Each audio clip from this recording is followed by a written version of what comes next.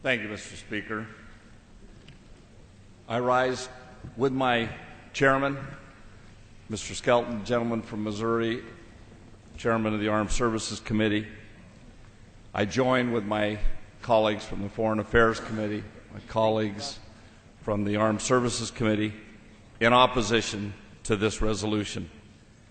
I'm very disappointed that the House Democratic leadership would allow this resolution to come to the floor at this time for a vote.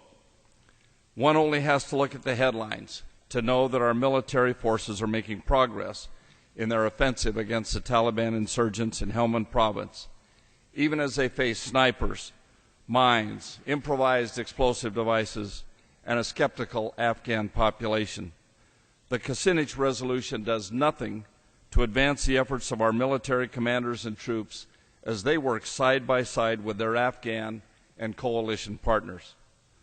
Representative Kucinich's resolution, if enacted into law, would mandate the withdrawal of all U.S. troops from Afghanistan by the end of 2010. Why consider this resolution now? Why second-guess the Commander-in-Chief and his commanders so soon after the announcement of a new strategy?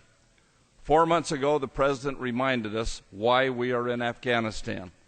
It was the epicenter of where Al-Qaeda planned and launched the 9/11 attacks against innocent Americans.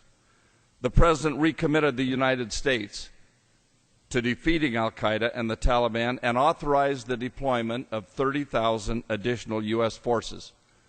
A portion of those forces have arrived and others are readying to deploy. Like most Republicans, I support the President's decision to surge in Afghanistan. I believe that with additional forces, combined with giving General McChrystal the time, space, and resources he needs, we can win this conflict. We do not have a choice. We must defeat Al-Qaeda and the Taliban. This means taking all necessary steps to ensure Al-Qaeda does not have a sanctuary in Afghanistan or Pakistan. At the end of last year, I had hoped that the war debate in this country had ended, and we would give a chance for that strategy to work. We would give a chance for those soldiers, Marines, airmen, sailors who have been sent there to carry out their mission, to be successful.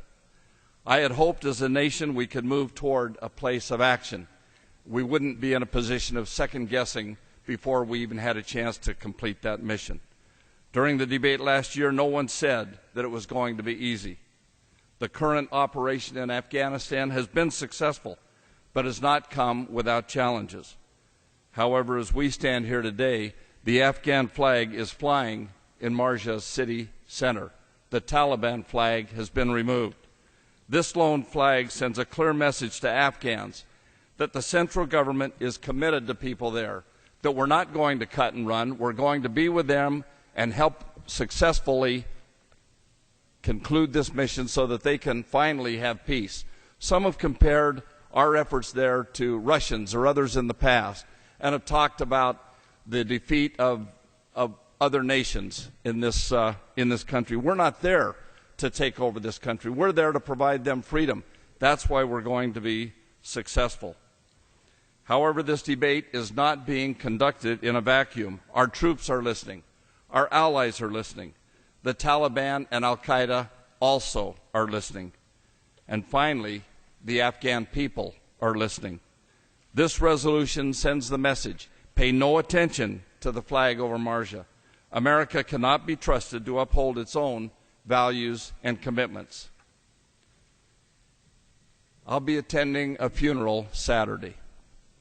Each of us, I'm sure here, have had to perform that duty. It's not one I'm looking forward to. I've attended several in the past.